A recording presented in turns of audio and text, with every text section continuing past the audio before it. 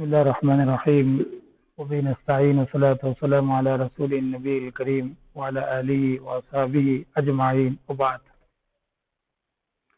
آج انشاءاللہ جو ہے زکوٰۃ کے تعلق سے کچھ اہم باتیں آپ کے سامنے رکھی جائیں گی. پہلی بات یہ ہے کہ زکوٰۃ کا معنی ہے پاکی حاصل کرنا، پاک کرنا. تو اللہ تعالیٰ نے قرآن میں کہا خذ من اموالہم صدقۃ تطہرہم، اے نبی آپ ان سے زکوٰۃ لیجیے جو ان کو پاک کرنے والا.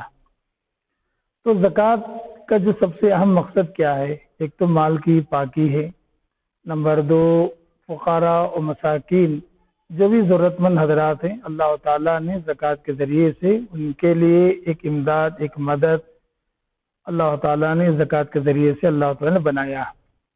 قرآن حکیم میں اللہ تعالیٰ نے زکوٰۃ کے تعلق سے بہت ساری آیتیں بیان فرمائی، اور نماز کے ساتھ اللہ تعالیٰ نے 80 سے زیادہ مرتبہ قرآن مجید میں زکوٰۃ کی ادائیگی کا حکم دیا. اللہ تعالیٰ فرماتا ہے وَأَقِیمُوا الصَّلَاةَ وَآتُوا الزَّکَاةَ، اے ایمان والو تم جو ہے نماز ادا کرو اور زکوٰۃ بھی دو.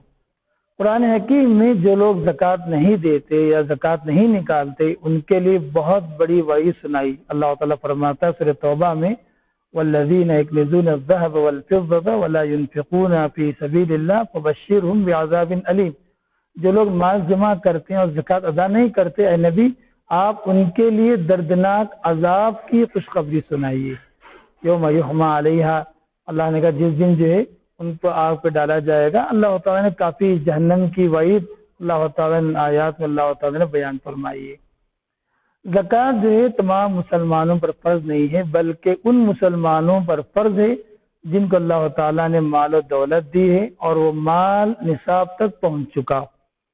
نصاب کس کو کہتے ہیں؟ نصاب کا مطلب یہ ہے کہ وہ مقدار جو مال کی پہنچ جائے. مثال کے طور پر سونا اور چاندی ہے.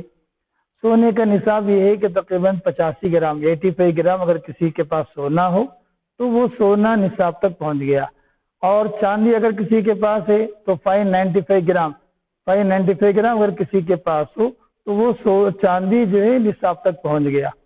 تو زکوٰۃ کی ادائیگی کے لیے دو شرطیں ہیں. پہلی شرط یہ ہے کہ مال کا نصاب تک پہنچنا جو ابھی بتایا گیا.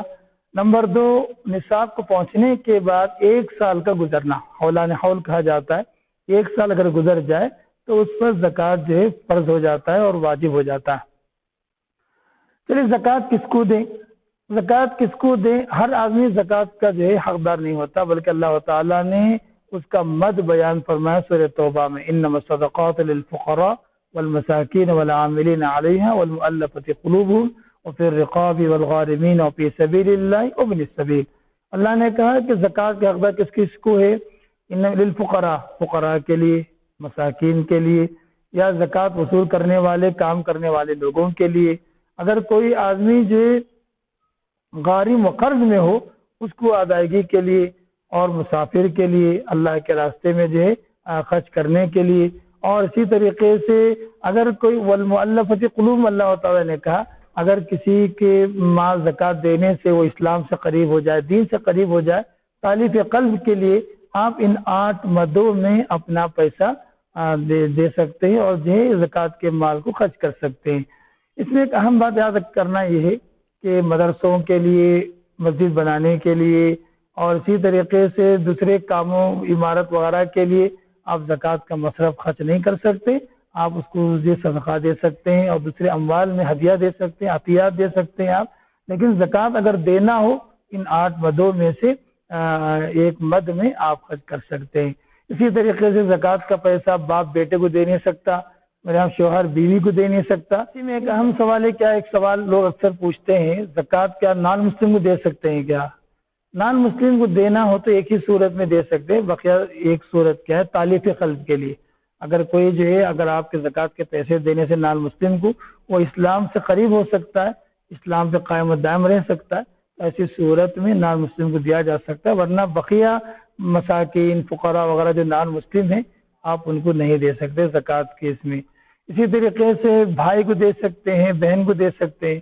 اس سلسلے میں علماء کرام کا فتویٰ یہ ہے اگر بھائی بہن جو ہے بڑے بھائی کی کفالت میں نہیں ہے، ان کی ہانڈی الگ ہے، ان کی الگ فیملی ہے، وہ لوگ الگ رہتے ہیں، تو ایسی صورت میں اگر آپ جو ہے واقعی مستحق ہے بھائی تو آپ کو زکوٰۃ ادا کرنے سے 2 اجر ملے گا، ایک زکوٰۃ دینے کا اور دوسرا جو ہے رشتہ داری نبھانے کا، تو یہ 2 اجر ملے گا۔ اس کو جو ہے اگر بھائی اگر الگ ہے، ان کی فیملی الگ ہے، ان کے کاروبار الگ ہے، بڑے بھائی سے کوئی تعلق نہیں ہے، اسی طریقے سے بہن ہے، شوہر بہن کے جو شوہر ہیں کماتے نہیں ہیں، ان کے الگ زندگی الگ فیملی ہے ان کی، وہ محتاج ہے، ضرورت مند ہے، مسکین میں اور جو فقراء میں اگر ان کا شمار ہو رہا ہے، ایسی صورت میں ہم کو جو ان کو بھی جو دیا جا سکتا ہے، ان کو بھی 2 اجر ملے گا، جیسا کہ اللہ کے رسول صلی اللہ علیہ وسلم نے ایک دوسری حدیث میں اللہ کے رسول صاحب نے بیان فرمایا کہ لکی اجران، کہ تجھے 2 اجر ملیں گے، ایک تو زکوٰۃ دینے کا اور نمبر 2 رشتہ داری نبھانے کا۔ اسلام کے جو بہت سارے احکامات ہیں، انشاءاللہ پھر کسی دن اس موضوع پر کافی تفصیل سے آپ کو بتائی جائے گی۔ اللہ سے دعا کرتا اللہ تعالیٰ بولنے والا مجھے، سننے والا ہم تمام کو اللہ تعالیٰ عمل کے توفیق عنایت فرمائے۔